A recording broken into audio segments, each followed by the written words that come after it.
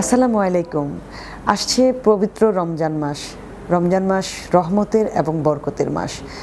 আমরা সারা বছর যাই করি না কেন, রমজান নিয়ে আমাদের কিন্তু একটা ভিন্ন রকম চিন্তাভাবনা থাকে এবং রমজানের ফুড হ্যাবিট, ফুডের টাইম সব কিছু একটু চেঞ্জ হয়ে যায়।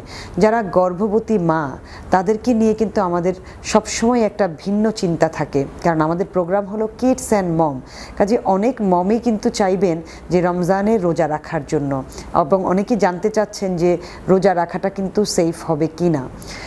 অ্যাকচুয়ালি রোজা তো আমাদের একটা ধর্মীয় রীতি, সো সেই অনুযায়ী আমাদের প্রত্যেকের জন্য রোজাটা ফরজ, সেজন্য আমরা রোজাটাকে রাখবো। তারপরও ডিপেন্ড করবে আপনার ফিজিওলজিক্যাল কন্ডিশন, অর্থাৎ মা যখন গর্ভবতী থাকবে তখন তাকে চিন্তা করতে হবে গর্ভস্থ শিশুর কথা। গর্ভস্থ শিশুটা যেন সুস্থ থাকে, তার পুষ্টি প্রক্রিয়া যেন সুন্দর থাকে, ফিজিক্যাল ফিটনেস আপনার কতটুকু তার উপরে অনেক কিছু ডিপেন্ড করে। যেহেতু গর্ভাবস্থা প্রত্যেক মায়ের সেম কন্ডিশন থাকে না, এক একজন এক এক ধরনের কমপ্লিকেশন নিয়ে থাকেন।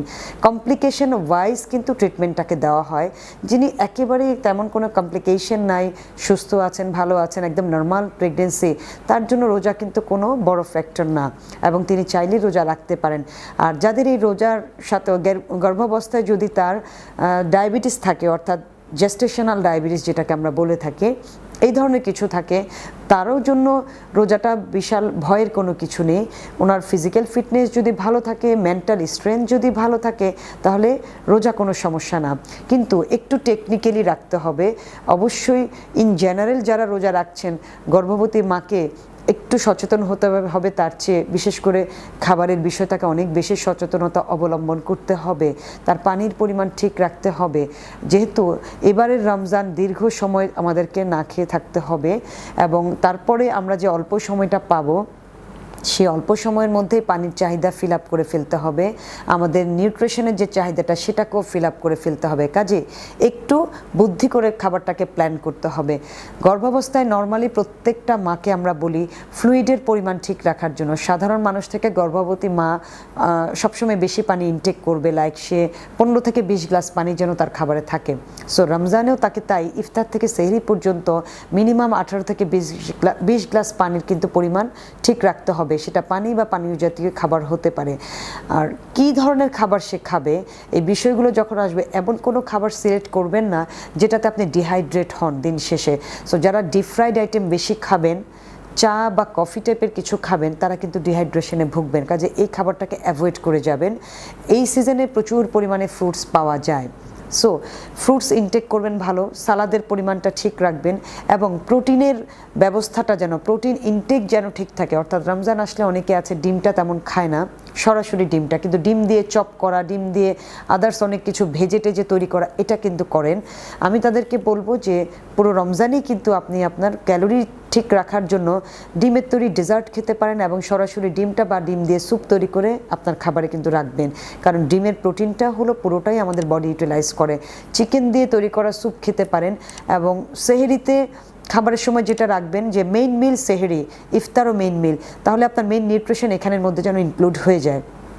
সেহরিতে যদি রাইস কেউ রাখেন, সেক্ষেত্রে রাইসটা খাবেন। ডালটা খেলে হয়তো একটু গ্যাস হতে পারে। ফিশ এবং সফট কোনো সবজি, এই সিজনে যে সবজিগুলো আছে, লাউ, ঝিঙ্গা, চিচিঙ্গা, পটল, চাল কুমড়া, পানি জাতীয় এই সবজি দিয়ে তরকারিটা করে খাবেন। সেহরিতে অবশ্যই 1 থেকে 2 খেজুর মেনটেন করবেন, আর তার সাথে দুধ বা দুধ জাতীয় যে কোনো একটা খাবার নিতে পারেন। দই হলে ভালো, দুধ হলেও কোনো অসুবিধা নাই। অ্যাসিডিটির প্রবলেম বেশি হলে জাস্ট একটু হালকা কুসুম গরম বা নর্মাল অথবা একটু কোল্ড মিল্ক খেতে পারেন। আর না হলে টক দইয়ের সাথে একটু কালি জিরা বা একটু জিরার গুঁড়া মিক্সড করে খেলেও কিন্তু হয়ে যাবে। আর কেউ যদি মনে করেন যে তার ক্যালোরি চাহিদা আরেকটু বেশি, সে ফিশটাকে ডাবল করে নেবেন। ডালটাকে লিকুইড করে না খেয়ে একটু ভর্তা করে খেলেন, তাহলে তার ক্যালোরি চাহিদা কিন্তু ফিল আপ হয়ে যাবে। ইফতারে অনেকে আছেন প্রচুর চিনিযুক্ত শরবত খেয়ে থাকেন, সেটা না করে ইফতারটা মিনারেল ওয়াটার আর খেজুর দিয়ে করবেন প্রথমে। তারপরে একটু গ্যাপ দিয়ে একটা মেইন ডিশ, সেটা দই চিরা কলা হতে পারে, রুটি দিয়ে মাংস হতে পারে, খিচুড়ি হতে পারে, কেউ পোলাওটা খেতে চেতে পারেন, এরকম একটা মেইন ডিশ খাবেন। যারা খুব ছোলা পেঁয়াজু পছন্দ করেন, তারা হলো এই মেইন ডিশের পরে, অর্থাৎ রাইস, রুটি, চিরা, মুড়ি, এই টাইপের একটা সফট ডিশের পরে এসে 1 থেকে 1.5 ঘন্টা গ্যাপ দিয়ে তারপর একটু ছোলা, মুড়ি, বেগুনি মাখিয়ে অল্প একটু করে খেতে পারেন, এবং এটাকে ডাইলিউট করার জন্য একটু সালাদ মিক্সড করে ফেলতে পারেন। এবং সন্ধ্যার খাবারের পরে 2 ঘন্টা গ্যাপ দিয়ে যখন আমি বললাম যে ছোলাটা খাওয়ার জন্য, এখানে চাইলে অনেকে যারা পছন্দ করেন না তারা একটু স্যুপটাকে রাখতে পারেন, তার সাথে ফ্রুটসটাকে রাখেন। আবার 2 ঘন্টা গ্যাপে একটু বাদামটাকে খেতে পারেন, বা আমাদের দেশে যে ফলগুলো আছে সেই ফলটাকে ইনক্লুড করতে পারেন। এবং এখানে দুধ বা দুধ জাতীয় খাবারও কিন্তু আপনি খেতে পারেন। তারপরে আপনি ঘুমাতে যান, 2-3 ঘন্টা ঘুমের পরেই কিন্তু আবার আমরা সেহরির জন্য উঠে যাব। কাজেই ঘুমটাও কিন্তু প্রপার হতে হবে। স্টমাক ফুল করে খেলে কিন্তু ঘুমটা প্রপার হবে না।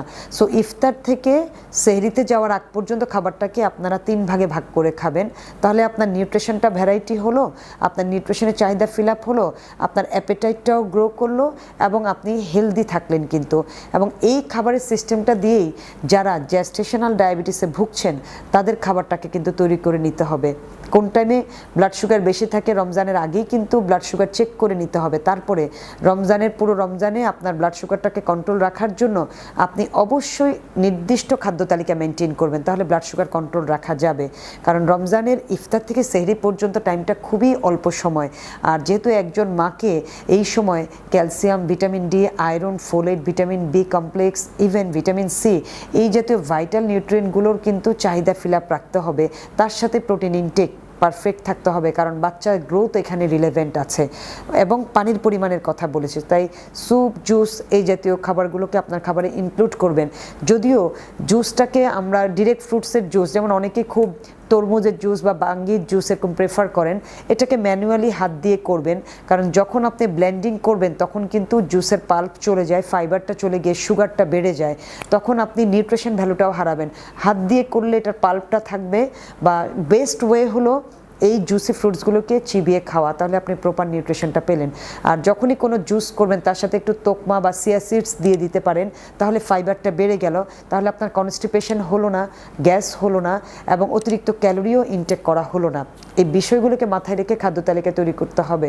তবে অবশ্যই বেস্ট ওয়ে হলো যারা গর্ভবতী মা রোজা রাখতে চান তারা অবশ্যই নিউট্রিশনিস্টের পরামর্শ নিয়ে খাদ্য তালিকাটা তৈরি করে তারপরে মেনটেন করেন। তাহলে যদি ডায়াবেটিস থাকে তাও কন্ট্রোলে থাকবে। ডায়াবেটিস না থাকলে এই পুরো 1 মাস রোজাতে ওজন কন্ট্রোল করার একটা বিষয় থাকে, কিন্তু গর্ভাবস্থায় অতিরিক্ত ওজন করাও যাবে না, আবার আন্ডার ওয়েট যেন না হয় এটাকেও মানাতে হবে, এবং 1 মাস একটা নির্দিষ্ট ওয়েটে আপনাকে পৌঁছাতে হবে। তাহলে এটা শুধুমাত্র ক্যালোরি চার্ট মেনটেন করলেই পসিবল, আদারওয়াইজ কিন্তু না। তাই আপনার সুস্থতার জন্যই আপনি ডায়েটিশিয়ানের পরামর্শ নিয়ে আপনার অনুযায়ী একটি খাদ্য তালিকা তৈরি করে নেবেন। কারণ আমি যা বলি তা কিন্তু ইন জেনারেল সবার জন্য বলি, সবার কমপ্লিকেশনগুলো কিন্তু এখানে এক করা যাবে না। কাজেই কমপ্লিকেশন অনুযায়ী, শারীরিক চাহিদা অনুযায়ী ডায়েট চার্টটা তৈরি করে নেওয়াই কিন্তু ভালো। প্রিয় দর্শক, পুরো রমজান জুড়ে ভালো থাকবেন, সুস্থ থাকবেন, সুন্দর থাকবেন, এবং সুন্দর করে ঈদ উদযাপন করবেন এই আশাই করছি। সবাই সুস্থ থাকুন, সুন্দর থাকুন।